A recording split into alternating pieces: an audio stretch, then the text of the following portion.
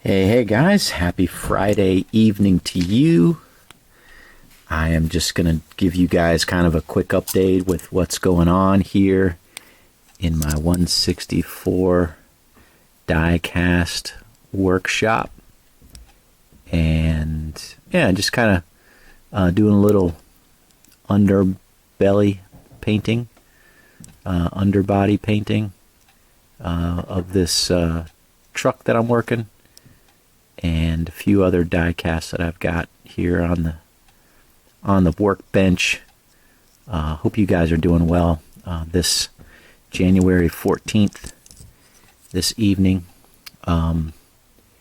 It's been a relatively, I don't want to say slow week. Been doing some painting, some disassembly, and really trying to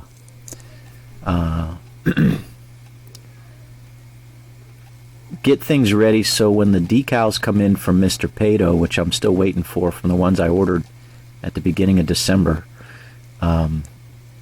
It's kind of a frustrating thing waiting for decals. You get all excited and you order them, and then you gotta wait 3, sometimes 4 weeks for them to come in from Australia.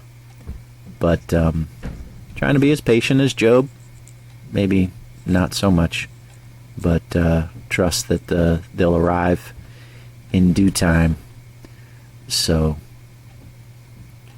yeah, getting a couple of these trucks ready. Actually, I think this is going to be this is the second of 3 trucks that I'll have ready to go for when the decals arrive. I've got a Johnny Sauter truck. I've got a Kyle Larson truck, and I got one more. I can't remember who's the driver, but I've had a number of trucks been requested of late. So yeah, I got the gray painted, I got the silver and the kind of the rust brown color painted, and now just going over the exhaust that's black, and then these support members of the frame. So I finished the Keystone Beer Wally Dallenbeck car. I got coats of sealer on that, and I covered that up and put that away, so that one's done. So Isaac, that one's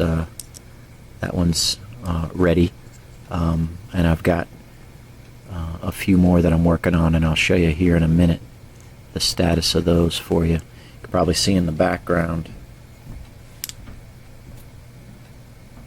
right there, that guy. He's looking good. Happy with that Ty Gibbs 54. Show you that in just a minute. But yeah, it's been a pretty good week. Went ahead and ordered some more decals from Mr. Pato. So I usually, and this has been my experience, sometimes I'll place 2 orders in a month. But most of the time I place 1 order in a month, and that usually keeps me busy, given the amount of time I take to do the customs, and the amount of time that I have to to work on them, with my job and with everything else going on in my life. I usually don't have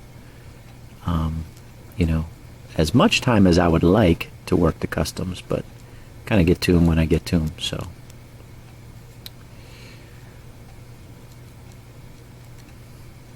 this is the bottom part of that Ty Gibbs Supra. So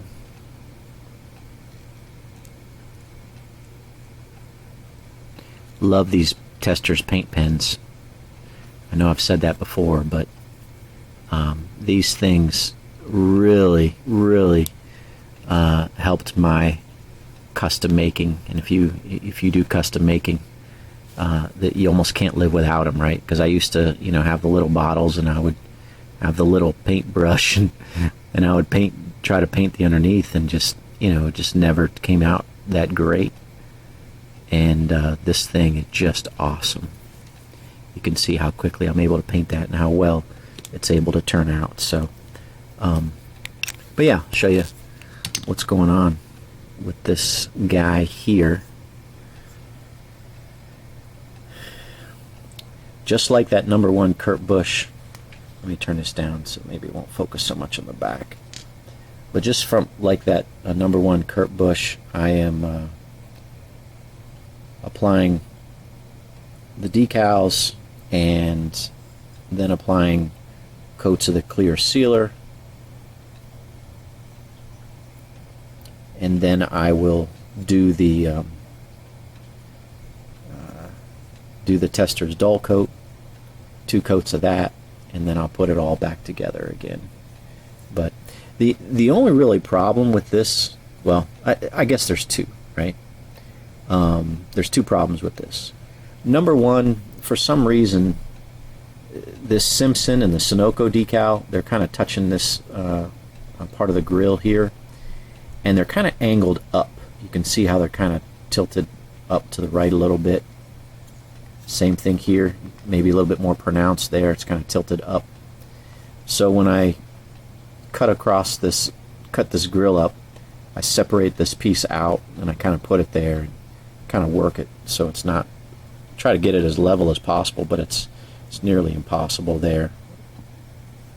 So the other thing is this roof here. You can see the 54 is huge. It's a huge decal, so I kind of have it hanging over just a little, but the Monster,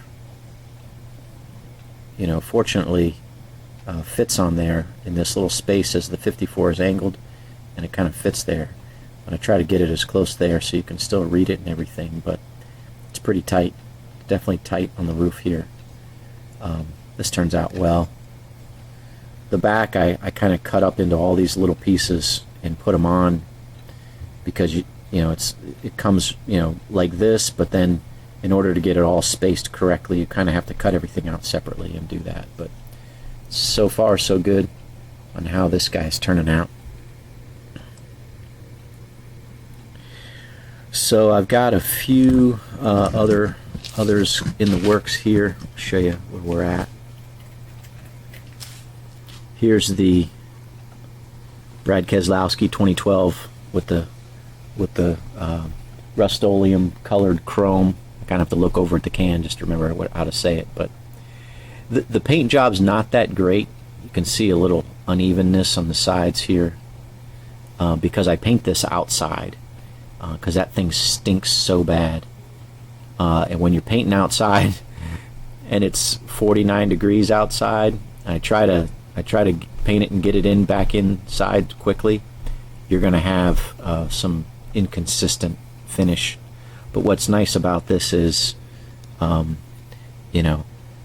that decal covers up most of the side, so you're going to be hard pressed to see any effects of that imperfect paint job there. But it's really here, and I'll put some coats of clear sealer on it to help cover it up a little bit, mask it. The hood and the roof turned out pretty good, so not too bad. But again, the nice thing is that the decals cover a lot of the sides where that is. So working that. I also got this painted. This is the number 11 Budweiser that I'm doing for Isaac. Not a perfect paint job, but I'm pretty happy with it. Still a little tacky, so kind of letting that go. And then I got this Kyle Busch COT transformers that I'm going to work up, and this turned out pretty well. I'm pretty happy with the paint job here.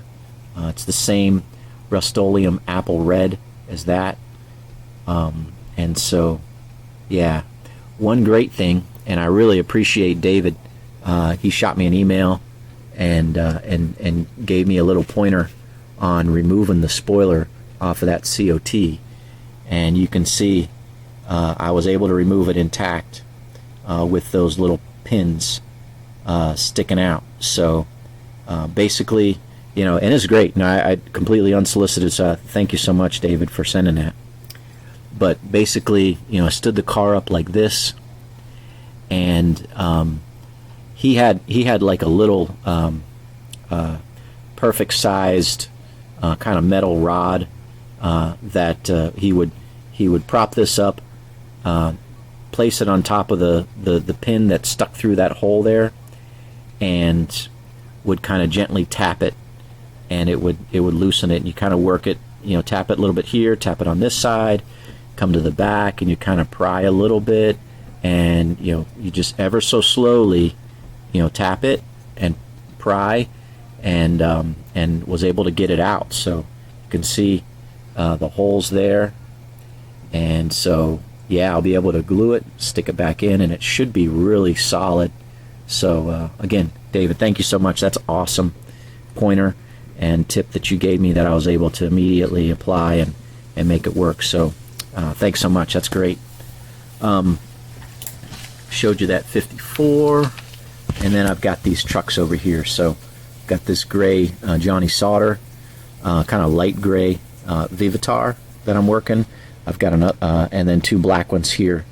Like I said, one's a Kyle Larson for Joey, and I can't remember the other one. And then I've got this in the works. So I've got some Let's Go Brandon special decals coming, Brandon Brown, and you know, kind of interesting. You know, there's been a lot of discussion in the NASCAR community about Brandon Brown and his sponsorship of that LGB coin, you know, and how initially it came out and they were going to be on the car, LGB coin, and then you know, NASCAR put the kibosh on that. And so you know, it's interesting, you know, political and NASCAR's policy for sponsors and what's allowed, what's not allowed on cars and stuff. And you know, it's, you know, my perspective is it's pretty obvious they're not going to allow anything that's going to be even in a meme, you know, that's remotely critical of a sitting president or even a past president. I mean, they're not going to do it. You know, they're not going to do it. So I wasn't surprised when NASCAR put the kibosh to it. So we'll see what happens with the LGB coin, and if they ever get something on a car that's, you know, related to their cryptocurrency. But I'm making this car because I think it's funny. I think it'll sell for a decent amount, and yeah. So we'll see. I'll show you guys what those decals look like when they come in. But yeah, no, I'm no fan of our president, but it really doesn't matter. I just think it's funny and fun, and that's what we're going to try to be in this hobby. So I got this all ready for when the decals arrive. And hopefully, you know, within the week, you know, we'll get those in and make the car and go up on eBay, and we'll see what people will pay for a custom, you know, fantasy fictional Let's Go Brandon Brown number 68. So fun stuff here. So all right, guys, hope you have a great Friday night, and we will talk to you in the next video. God bless. Talk to you soon.